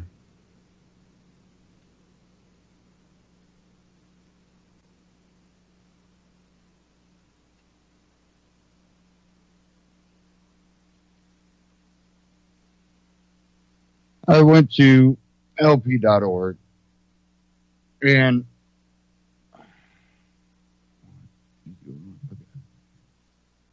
I figured I'm going to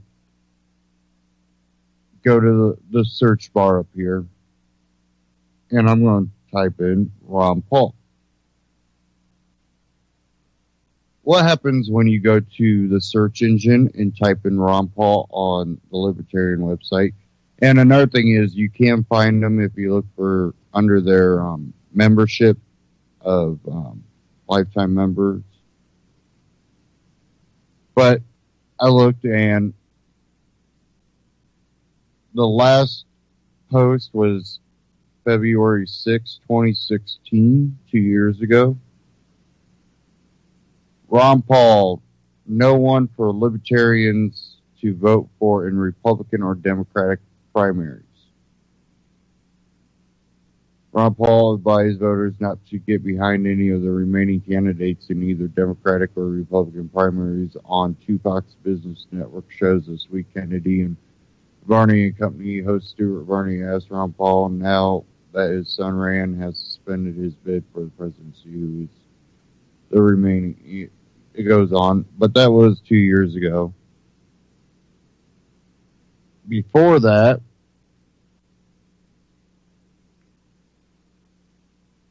there was one on April 21st. Libertarian Party applauds Ron Paul suing IRS calls for end of income tax. 2012. Why no true libertarian, no true Ron Paul supporter, no true Tea Partier will even consider voting for big government Mitt Romney.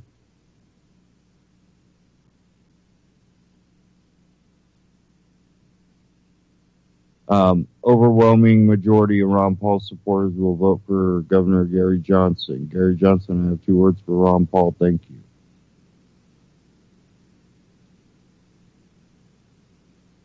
And one about help Libertarian Party reach out to 13,000 Ron Paul for president activists in Tampa, Florida.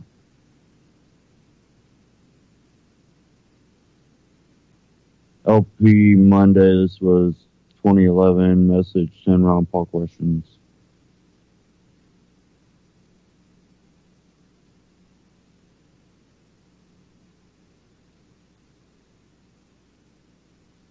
And this one, 2011, about the 10 Ron Paul questions. They question why Ron Paul isn't running on the Libertarian ticket. This is where I think there's certain people that were mad that Ron Paul didn't switch to the Libertarian Party when he didn't get a nomination. As in, run within the Libertarian Party. 2010 about Ron Paul praising.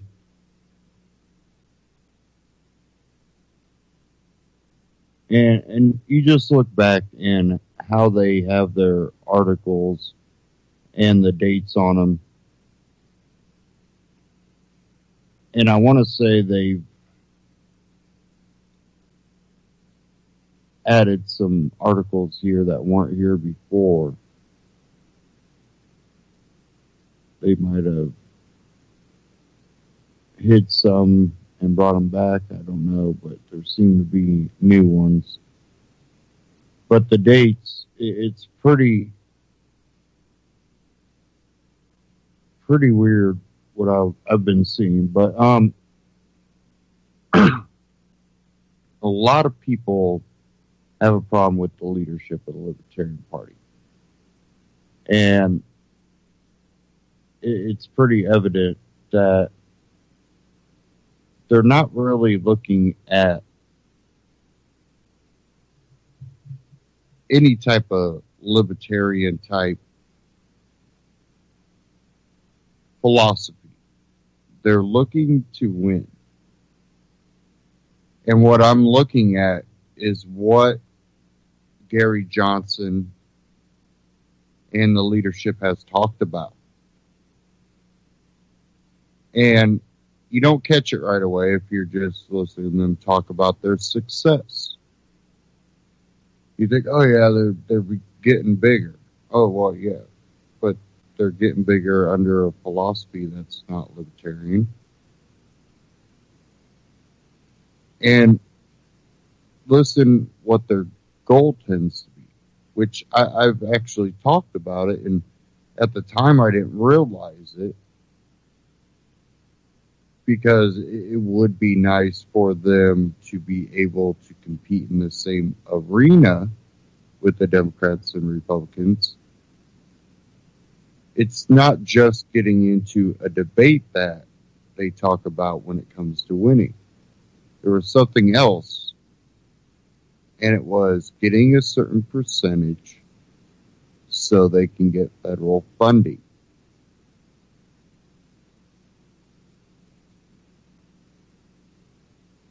Oh, they're chasing after the money.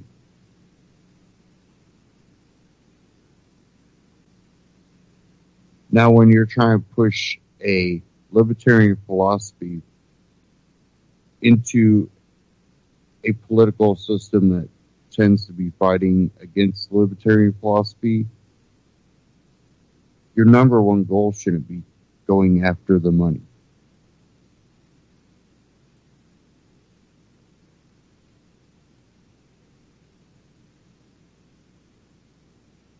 Number one goal is stopping government from overreaching and taking our rights,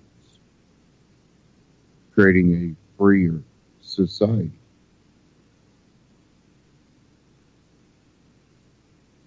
But their goal seems to be the money, to get subsidized.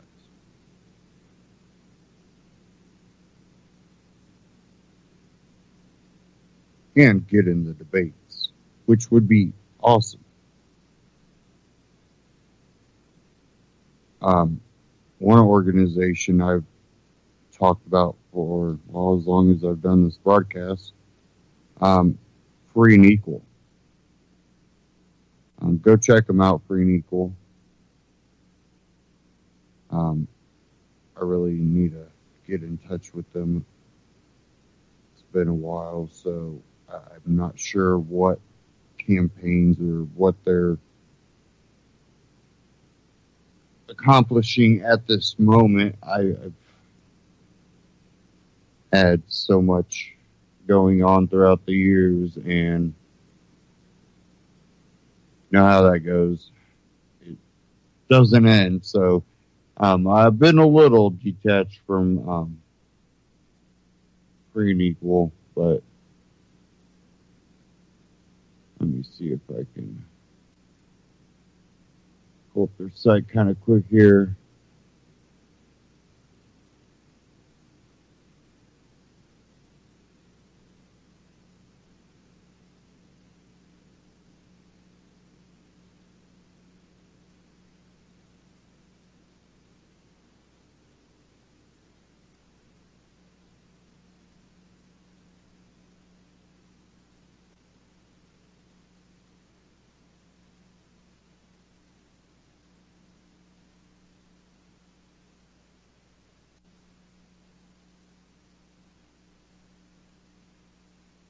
Okay, sorry about that.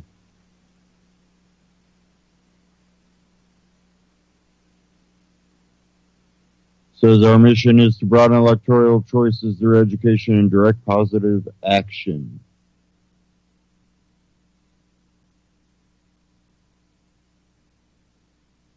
And I'm waiting for their campaigns page to pop up.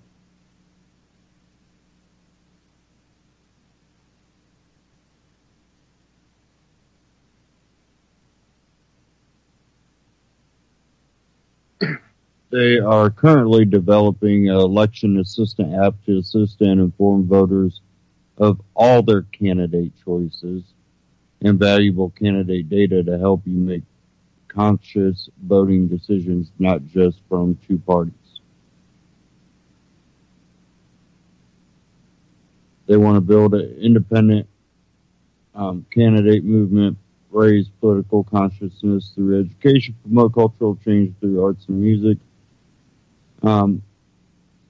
get money out of politics, repeal Citizens United, encourage open debates, register to vote, encourage voting day as a holiday, support campaign finance reform, support alternative voting methods to discuss new blockchain encrypted online voting solutions, reform the electoral college voting system, eliminate superdelegate voting system, support shorter presidential election cycle, eliminate restricted ballot access barriers, support open primaries, eliminate gerrymandering, encourage open elections through proportional representation, support independent media, get involved, and support local elections. So hopefully they're able to get this app going, and they've always got little campaigns they have going on and events they have going on. Go check them out. freeandequal.org.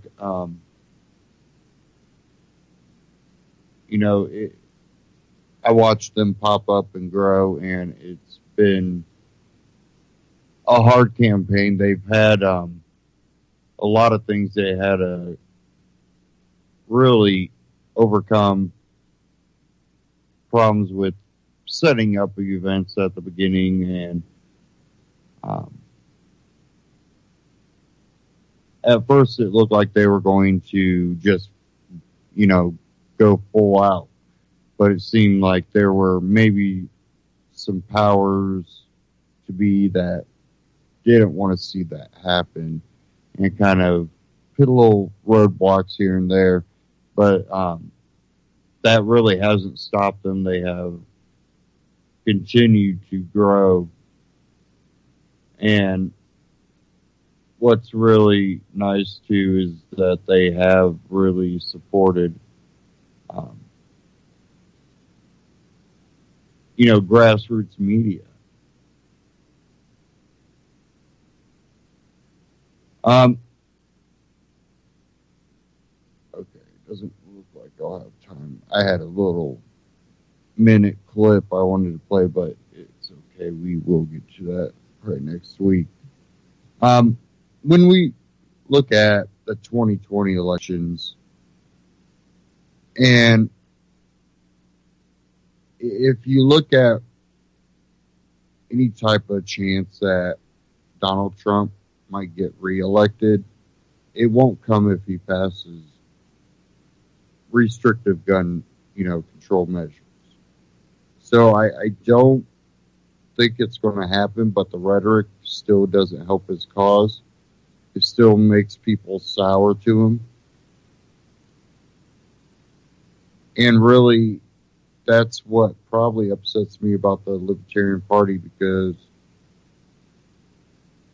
if he did something like that, the Libertarian Party needs a libertarian, true, rights-oriented, the idea of freedom-oriented, someone that could win the Tea Party, the Constitutionalists, someone that can appeal to that and appeal to the left that feel like they've been.